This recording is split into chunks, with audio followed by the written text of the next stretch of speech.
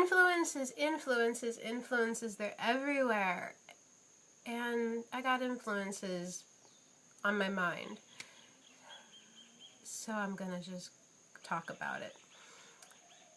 I'm so inspired by so many people on YouTube. I could go through a whole list, so many. And then I go, wow, you know, I love what he's doing, I love what she's doing, I love how she lives, I love how she eats, and, you know, oh,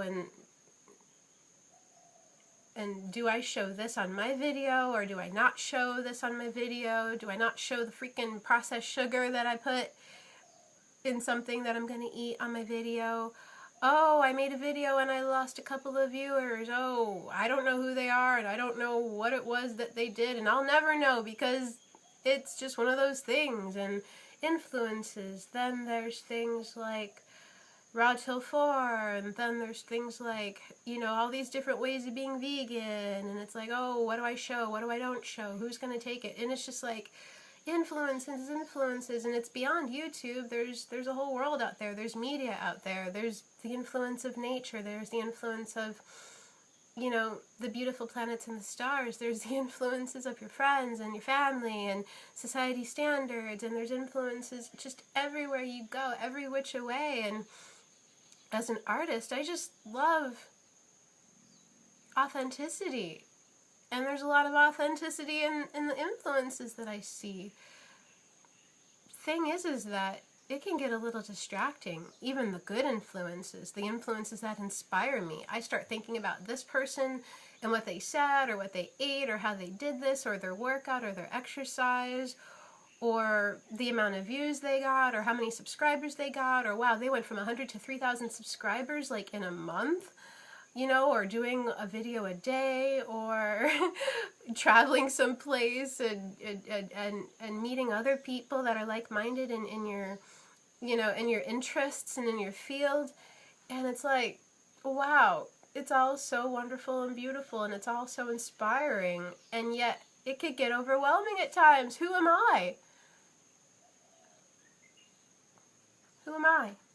And who am I without those influences? Who am I when I'm quiet, when I'm thinking on my own, when I'm inspired on my own? And I mean, I listen to music on my own that I feel influenced and inspired by. The thing is that, oh God, there's like this inner compass. What would I do if, no matter what, regardless of any of the influences, what would I do on my own, influences or not? Inspiring influences?